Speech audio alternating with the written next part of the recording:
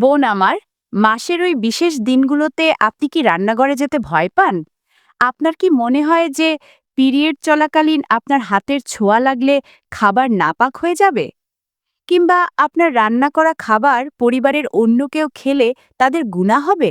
আমাদের সমাজের অনেক বোন আজও এই ভুল ধারণা নিয়ে বেঁচে আছেন এবং পিরিয়ড চলাকালীন নিজেকে খুব ছোট আর অপবিত্র মনে করেন। কিন্তু সত্যিটা আসলে কি?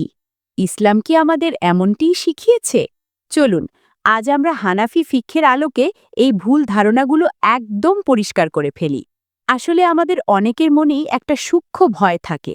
বিশেষ করে গ্রামাঞ্চলে বা বড়দের মুখে আমরা শুনে এসেছি যে নাপাক অবস্থায় হাঁড়িপাতিল ধরলে নাকি বরকত চলে যায়। কিন্তু প্রিয় বোন, পিরিয়ড বা মাসিক হওয়া তো একটি স্বাভাবিক শারীরিক প্রক্রিয়া, যা আল্লাহ তালাই আমাদের জন্য নির্ধারণ করেছেন। এতে আপনার হাতের ছোঁয়া বা আপনার রান্না করা খাবার কেন অপবিত্র হবে? আজকের এই ভিডিওতে আমি আপনার মনের সব সংশয় দূর করে দেব ইনশাল্লাহ। জানেন বোন, আমাদের প্রিয় নবীজি সাল্লাল্লাহু আলাইহি ওয়াসাল্লাম এই বিষয়ে কতটা উদার ছিলেন? আম্মাজান আয়েশা রাদিয়াল্লাহু তাআলা আনহা থেকে বর্ণিত আছে, তিনি যখন পিরিয়ড অবস্থায় থাকতেন তখন নবীজি সাল্লাল্লাহু আলাইহি ওয়াসাল্লাম তার কোল মোবারকে মাথা রেখে কুরআন তেলাওয়াত করতেন।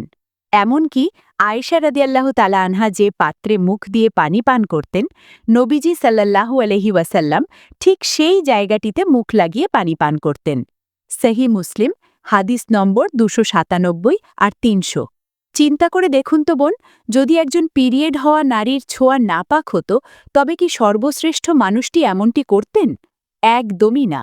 হানাফি মজহাবের নির্ভরযোগ্য কিতাব ফাতাওয়ায় আলমগিরি এবং রদ্দুল মোহতার ফাতাওয়ায় স্বামী পরিষ্কারভাবে উল্লেখ আছে যে একজন ঋতুবতী মহিলার ঘাম, লালা এবং হাতের স্পর্শ পবিত্র।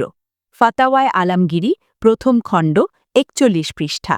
অর্থাৎ আপনি যদি রান্না করেন, আটা মাখেন, পানি স্পর্শ করেন কিংবা পরিবারের জন্য খাবার পরিবেশন করেন, তার প্রতিটির কাজই সম্পূর্ণ জায়েজ এবং হালাল। এমনকি পিরিয়ড অবস্থায় ছোট বাচ্চাকে দুধ খাওয়ানো বা তার খাবার তৈরি করে দেওয়াতেও কোনো সমস্যা নেই। ইসলামের দৃষ্টিতে শুধু 3টি বিষয় আপনার জন্য নিষিদ্ধ। 1. নামাজ পড়া। 2. রোজা রাখা, যা পরে কাজা করতে হবে। 3. সরাসরি কুরআন তেলাওয়াত করা বা স্পর্শ করা এবং মসজিদে প্রবেশ করা। এগুলো ছাড়া আপনার সাধারণ জীবনযাপনে কোনো বাধা নেই। আপনি কোনো অচ্ছুত বা অপবিত্র বস্তু নন। বোন, একটু ভেবে দেখুন তো, আপনি সারা দিন কষ্ট করে পরিবারের জন্য রান্না করছেন। আপনার এই কষ্ট তো ইবাদাত। অথচ আপনি যদি মনে মনে ভয় পান যে আমি নাপাক, তবে কি আপনার বোন ভালো থাকবে?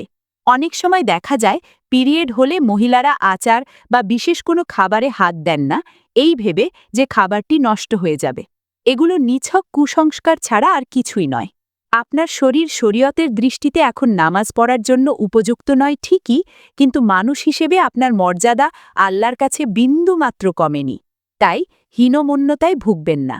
তাই প্রিয় বোন, আজ থেকে এই ভুল ধারণাগুলো মন থেকে ঝেড়ে ফেলুন। পিরিয়ড চলাকালীন আপনি স্বাভাবিকভাবে রান্না করবেন, পরিবারের সেবা করবেন এবং মনে রাখবেন, আপনার হাতের রান্না করা খাবার খেয়ে আপনার স্বামী বা সন্তান নামাজ পড়লে তাতে কোনো বাধা নেই।